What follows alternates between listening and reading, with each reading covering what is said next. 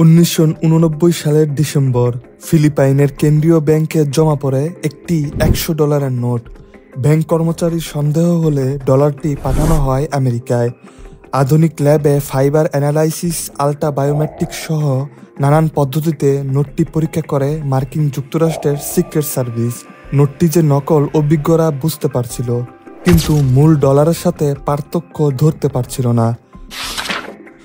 অবশেষে শক্তিশালী ম্যাগনিফাইং গ্লাসে ইঞ্চি বাই ইঞ্চি পর্যবেক্ষণের পর তারা খুঁজে পান সূক্ষ্ম দুটি পার্থক্য।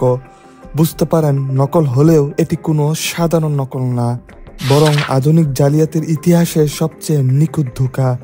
তখনই তৎপর হয়ে ওঠে মার্কিন গোয়েন্দারা। প্রশ্ন ওঠে, কারা তৈরি করছে এমন নিখুঁত জাল নোট? আমেরিকার শক্তিশালী অর্থনীতি ধ্বংসের নাটের গুরু কারা? সাধারণ চোখে বোঝার উপায় নেই এমন জাল নোট সুপার নোট হিসেবে পরিচিত।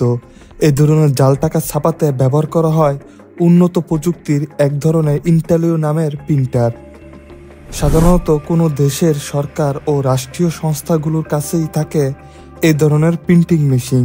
সেই সূত্র ধরে মার্কিন গোয়েন্দারা বুঝতে পারে যুক্তরাষ্ট্রের শত্রু এমন কোনো দেশে রাষ্ট্রীয় মদদে চালানো হচ্ছে নকল ডলার তৈরির অপারেশন।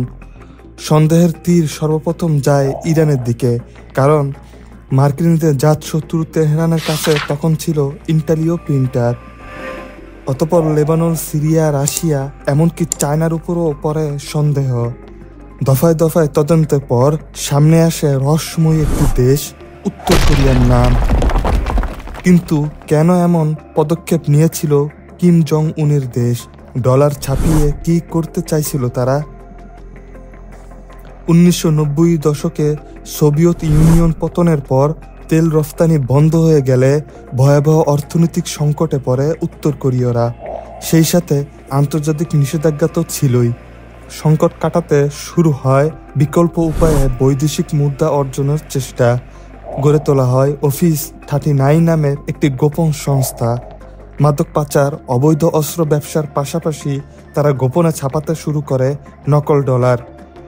মার্কিন সিক্রেট সার্ভিস তদন্তে বেরিয়ে আসে উত্তর কোরিয়ায় পিয়ংসং শহরে প্রিন্টিং 62 নামের একটি গোপন কারখানা পরিচালনা করে রাষ্ট্রীয় গোয়েন্দা সংস্থা। সেখানেই ছাপানো হয় নতুন ধরনের জাল সুপার নোট। বিশ্বের বিভিন্ন দেশের সেই সময় কোরীয় কূটনীতিদের কাছ থেকে উদ্ধার করা হয় নিখুঁত সব জাল নোট। হংকং, রাশিয়া, কম্বোডিয়ায় ধরা পড়া ক্রিমিনালদের কাছ থেকেও পাওয়া যায় সুপার নোট। নকল ডলারের এমন ছড়াছড়ি দেখে দুশ্চিন্তায় পড়ে যায় যুক্তরাষ্ট্র। জালিয়াতি ঠেকাতে মাঠে নামে মার্কিন সরকার। অপটিক্যাল ভেরিয়েবল ইঙ্ক, জলছাপ, অতি ক্ষুদ্র মুদ্রণ প্রযুক্তির মতো নানান নিরাপত্তা ফিচার সহকারে পুনরায় ডিজাইন করা হয় $100 নোট। সেই সাথে রাশিয়া ও চীনে উত্তর কোরিয়ায় ব্যাংক লেনদেনের উপর শুরু হয় কড়া নজরদারি। বিশ্বের সবচেয়ে ভয়ঙ্কর ডলার জালিয়াতি ধরা পড়লেও হাল ছেড়ে দেয়নি উত্তর কোরিয়া। 2013 সালের পর কমে যায় সুপার নোটের হার। সাইবার ক্রাইমের দিকে ঝুঁকে পড়ে কিম জং উনের দেশ। 2016 সালে বাংলাদেশ ব্যাংকের $81 বিলিয়ন রিজার্ভ চুরি এবং 2022 সালে ক্রিপ্টোকারেন্সি গেম থেকে $620 মিলিয়ন লুট করা, এমন সব অপরাধে পাওয়া যায় নর্থ কোরিয়ার জড়িত থাকার প্রমাণ। পরবর্তীতে উত্তর কোরিয়া ছাড়াও বিশ্বের বিভিন্ন দেশে পাওয়া গেছে সুপার নোট প্রিন্টিংয়ের খবর। সুতরাং বিদেশ ভ্রমণ কিংবা কোনো কারণে ডলার কিনতে গিয়ে সতর্ক না থাকলে বিপদে পড়তে পারেন আপনিও।